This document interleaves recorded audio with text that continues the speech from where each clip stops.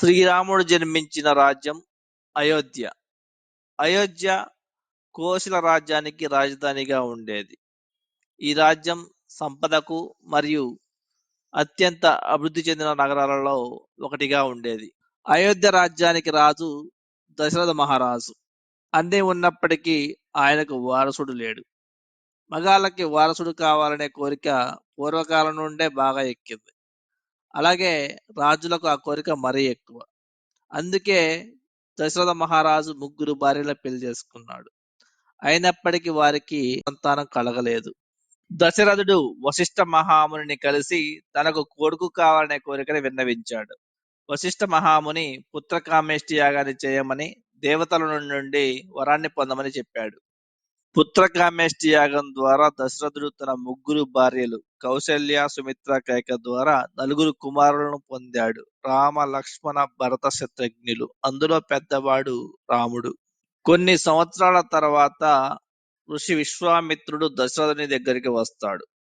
తన యాగానికి ఆటంకం కలిగించే రాక్షసుల నుంచి కాపాడడానికి శ్రీరాముడిని పంపమని అడుగుతాడు. దశరథుని రెండవ కుమారుడైన లక్ష్మణునికి తన అన్న శ్రీరాముడంటే అమితమైన ప్రేమ. ఎప్పుడూ తన వెంటనే ఉంటూ తనకు ఎటువంటి హాని రాకుండా స్వచ్ఛందంగా అతనితో వెళ్ళేవాడు. విశ్వామిత్రుని ఆశ్రమంలో తాటక అనే రాక్షసునితో యుద్ధం చేసి రామ లక్ష్మణులు అతనిని ఓడించారు. విశ్వామిత్రుని ఆశ్రమంలో రాక్షసులను ఓడించిన శ్రీరామ లక్ష్మణులు విశ్వామిత్రునితో కలిసి మిథిల రాజ్యానికి వెళ్తారు. శ్రీరాముడు మొదటిసారి సీతామాతను చూసిన క్షణం. విశ్వామిత్ర మహర్షి శ్రీరాముడిని సీతాదేవి స్వయంవర వేడుకకు తీసుకువచ్చాడు. స్వయంవరంలో పాల్గొన్న శ్రీరాముడు శివధనస్సుకు విల్లును కట్టేటప్పుడు పొరపాటున ధనస్సు 2 ముక్కలుగా అయింది. అతని బలాన్ని చూసి అందరూ ఆశ్చర్యపోయారు. శ్రీరాముడు శివధనస్సును విరిచి సీతను భార్యగా పొందాడు. సీతారాముల వివాహ వార్తను విన్న దశరథుడు సంతోషంతో బహుమతులు, అతిథులతో కలిసి బయలుదేరాడు.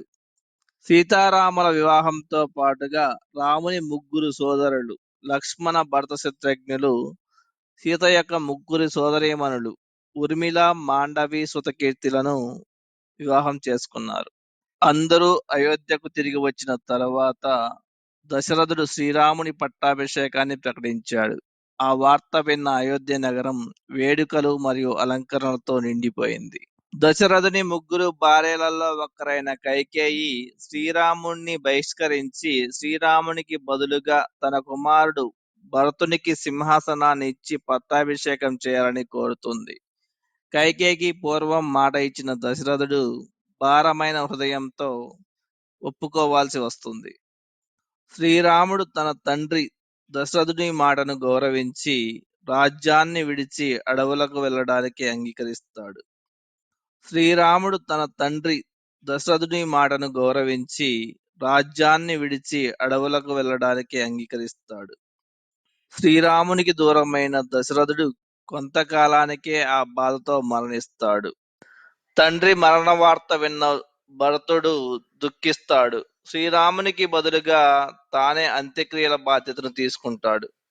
తన తల్లి కైకేయి నుంచి ఒత్తిడి వచ్చినప్పటికీ భరతుడు అయోధ్య సింహాసనాన్ని నిరాకరిస్తాడు. తన అన్న రాముడే అయోధ్య సింహాసనానికి నిజమైన వారసుడిని నమ్ముతాడు. తన పరివారంతో కలిసి శ్రీరాముణ్ణి వెతకడానికి అడవికి బయలుదేరతాడు. భరతుడు శ్రీరాముణ్ణి కలుసుకొని అయోధ్యకు తిరిగి వచ్చి సింహాసనాన్ని అధిష్ఠించమని కోరుతాడు. కానీ శ్రీరాముడు తండ్రి మాటకు కట్టుబడి ఉన్నానని, రాజ్యాన్ని పాలించలేనని చెబుతాడు. శ్రీరాముడు అయోధ్యకు తిరిగి రావడానికి ఒప్పుకోకపోవడంతో భరతుడు శ్రీరాముడు చెప్పులను అడుగుతాడు. శ్రీరాముడు చెప్పులను తీసుకువచ్చి సింహాసనంపై ఉంచి శ్రీరామ పాలనకు ప్రతీకగా ఉంచుతాడు భరతుడు.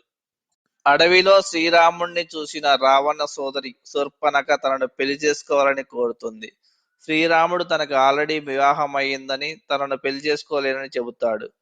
శూర్పణఖ కోపంతో సీతపై దాడికి దిగుతుంది. సీతను కాపాడే ప్రయత్నంలో లక్ష్మణుడు బాణంతో శూర్పణఖ ముక్కును కత్తిరించవలసి వస్తుంది. తన సోదరి శూర్పణఖకు జరిగిన హాని గురించి తెలుసుకున్న రావణుడు కోపాన్ని అదుపు చేసుకోలేకపోయాడు. మారీచ అనే రాక్షసుడు అందమైన జింకగా మారి అడవిలో పరిగెడుతూ ఉంటాడు. దాన్ని చూసిన సీత శ్రీరాముడితో తీసుకురమ్మని చెబుతుంది. శ్రీరాముడు ఆ జింక వెంబడి పరిగెడతాడు. శ్రీరాముడు జింకగా మారిన మారీచుడిపై బాణం వేస్తాడు. బాణం తగిలిన మారీచుడు రాముని స్వరాన్ని అనుకరిస్తూ బాధతో అరుస్తాడు. ఆ అరుపు విన్న సీత మోసపోయి లక్ష్మణుణ్ణి శ్రీరాముని చెంతకు పంపుతుంది. ఒంటరిగా మిగిలిపోతుంది. లక్ష్మణుడు వెళ్లే ముందు లక్ష్మణ రేఖను గీస్తాడు. ఈ గీతను దాటి ఎవ్వరూ సీతను చేరలేరు. సీత ఈ గీత దాటినంత కాలం సురక్షితం. లక్ష్మణుడు బయలుదేరిన కొద్దిసేపటికే శిబిరాన్ని ఒక మహర్షి చేరుకున్నాడు. మహర్షి సీతను తినడానికి ఏమైనా ఉంటే పెట్టమని అడుగుతాడు. సీత అలాగే అని చెప్పి ఇంట్లోని ప్రసాదాలను తీసుకువచ్చి లక్ష్మణ రేఖ దగ్గర వేచి ఉంటుంది. తనను తన దగ్గరికి వచ్చి తీసుకోమని చెబుతుంది. కానీ ఋషి గీతను రాటి తన వద్దకు రమ్మని అడుగుతాడు. మహర్షి శాపానికి ఆగ్రహానికి బలి కాదలుచుకున్న సీత మహర్షి అభ్యర్థన మేరకు లక్ష్మణ రేఖను దాటడానికి నిర్ణయించుకుంటుంది. సీత లక్ష్మణ రేఖను దాటిన వెంటనే మహర్షి రావణుడిగా మారి సీతను పంచవటి నుంచి అపహరిస్తాడు. గరుత్మంతుని మేనల్లుడైన జటాయువు సీతను తీసుకువెళ్తున్న రావణుడిని వెంబడిస్తాడు. కానీ రావణుడి అపారమైన బలం ముందు జటాయువు నిలవలేకపోతాడు. అతని చేతిలో తీవ్రంగా గాయపడి నేలకు ఒరుగుతాడు. సీతను తీసుకువచ్చిన రావణుడు సీతను నిర్బంధంలో ఉంచుతాడు. తనపై చెయ్యి వేయడు. తనతో కలిసి ఉండటానికి ఒప్పుకోమని సీతకు కొంత సమయం ఇస్తాడు. అడవిలో సీతను వెతుకుతున్న రామలక్ష్మణులకు గాయాల పాలైన జటాయువు కనిపిస్తాడు. జటాయువు వారికి రాక్షస రాజ రావణుడు సీతను తీసుకెళ్తున్నాడని తెలియజేస్తాడు. అడవిలో వెతుకుతున్న రామలక్ష్మణులకు మారువేషంలో ఉన్న ఒక మహర్షి కనిపించాడు. అతని దగ్గర వాళ్ళు ఆగారు. అడవిలో వెతుకుతున్న రామలక్ష్మణులు తామెవరనేది మహర్షికి వెల్లడిస్తారు. మహర్షి కూడా తను హనుమంతుడని తన నిజస్వరూపాన్ని చూపిస్తాడు. హనుమంతుడు రామలక్ష్మణులను వానరరాజు సుగ్రీవుని దగ్గరికి తీసుకువెళ్ళాడు. రామ సుగ్రీవులు ఒక ఒప్పందాన్ని చేసుకోక శ్రీరాముడు వాలి నుంచి సుగ్రీవుణ్ణి రక్షిస్తాడు. సుగ్రీవుడు తన రాజ్యాన్ని శ్రీరాముడికి సీతను వెతకడానికి సహాయంగా పంపిస్తాడు. సీతను వెతకడానికి సుగ్రీవుని సేనలోని ప్రతి వానరం కదిలింది. జాంబవంతుడు ఇచ్చిన ధైర్యంతో హనుమంతుడు తన శక్తిని తాను తెలుసుకున్నాడు. రామేశ్వరం నుంచి లంకకు వాయు మార్గంలో బయలుదేరాడు. కోతి వేషంలో లంకలోకి చొరబడిన హనుమంతుడు అశోక వాటికలోని ఒక చెట్టు కింద సీతాదేవిని కనుగొన్నాడు. సీతాదేవి నిరాశతో బాధతో కనిపించారు. మొదట హనుమంతుడిని చూసి సీతామాత అనుమానిస్తుంది. హనుమంతుడు శ్రీరాముడిచ్చిన వంగరాన్ని చూసి తాను రామభటుడని తెలియజేస్తాడు. అలాగే శ్రీరాముడు తన కోసం చేస్తున్న ప్రయత్నాలను సీతకు వివరిస్తాడు. సీతామాత తన క్షేమాన్ని తెలియజేస్తూ హనుమంతునికి చూడమని ఇస్తుంది. సీతామాత చెంత నుంచి బయలుదేరిన హనుమంతుడిని రావణ కుమారుడు ఇంద్రజిత్తు గమనిస్తాడు. బ్రహ్మాస్త్రంతో హనుమంతుడిని బంధిస్తాడు. బంధించిన హనుమంతుడిని రావణుడి ఆస్థానానికి తీసుకువచ్చాడు. రావణుడి ఆస్థానంలో రావణుడికి హనుమంతుడికి వాగ్వాదం నడిచింది. రావణుడు హనుమంతుని తోకకు నిప్పిపెట్టమని ఆదేశించాడు. హనుమంతుని తోకకు నిప్పంటించడంతో హనుమంతుడికి చాలా కోపం వచ్చింది. లంక మొత్తం తిరుగుతూ తన తోకకున్న నిప్పుతో అన్ని భవనాలకు నిప్పంటించాడు. నిప్పులతో లంక మొత్తం విధ్వంసంగా మారిపోయింది. లంక ప్రజలు భయాందోళనలకు గురయ్యారు. లంకకు నిప్పంటించి హనుమంతుడు సురక్షితంగా శ్రీరాముడిని చేరి సీతా చూడమణిని అందజేశాడు.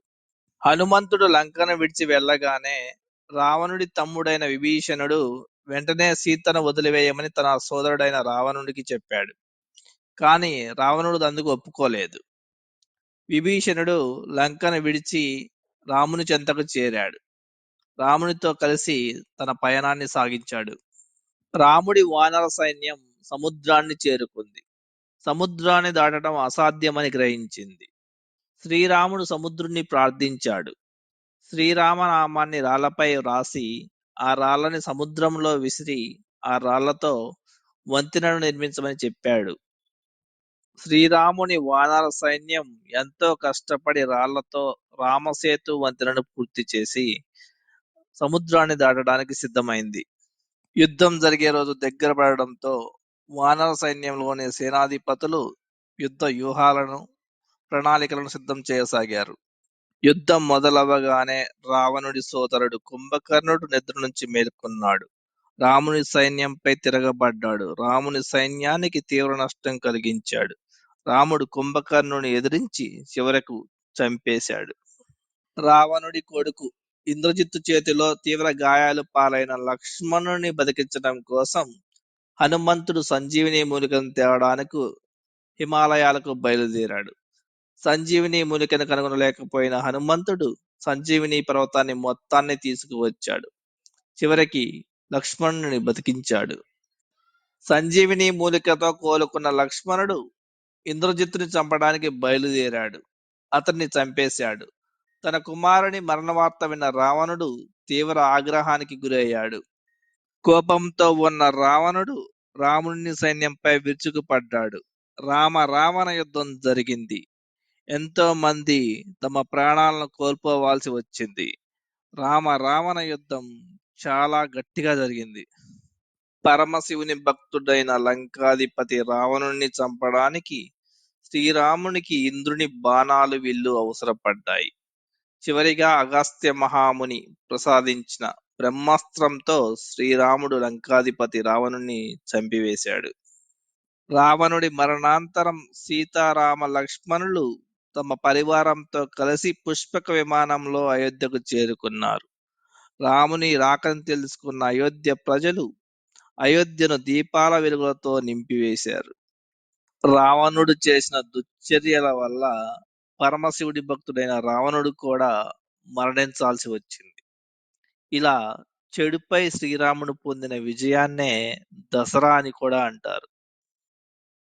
हरि अनंत हरि कथानंता कहि सुनहि. Subscribe now and press the bell icon. Never miss an update.